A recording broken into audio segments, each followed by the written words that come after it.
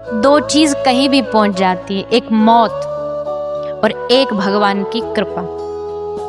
मृत्यु कहीं भी पहुंच सकती है, कहीं भी पहुंच सकती है, समुद्र की गहराई में भी पहुंच सकती है, एवरेस्ट की चोटी पर भी पहुंच सकती है।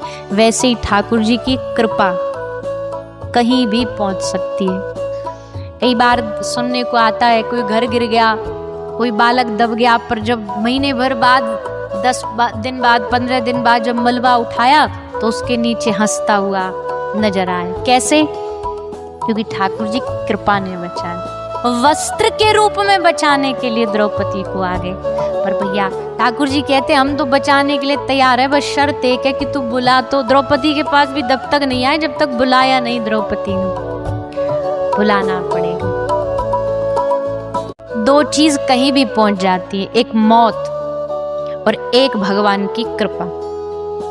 मृत्यु कहीं भी पहुंच सकती है, कहीं भी पहुंच सकती है, समुद्र की गहराई में भी पहुंच सकती है, एवरेस्ट की चोटी पर भी पहुंच सकती है। वैसे ही ठाकुर जी की कृपा कहीं भी पहुंच सकती है। कई बार सुनने को आता है कोई घर गिर गया, कोई बालक दब गया, पर जब महीने भर बाद 10 दिन बाद 15 दिन बाद जब मलबा उठाया तो उसके नीचे हंसता हुआ नजर आया। कैसे? क्योंकि ठाकुर जी की कृपा ने बचाया। वस्त्र के रूप में बचाने के लिए द्रौपदी को आ गए। पर भैया ठाकुर जी कहते हम तो बचाने के लिए तैयार है, बस शर्त एक है कि तू बुला। तो द्रौपदी के पास भी तब तक नहीं आए जब तक बुलाया नहीं द्रौपदी ने। बुलाना पड़ेगा। दो चीज कहीं भी पहुंच जाती है, एक मौत और एक भगवान की कृपा।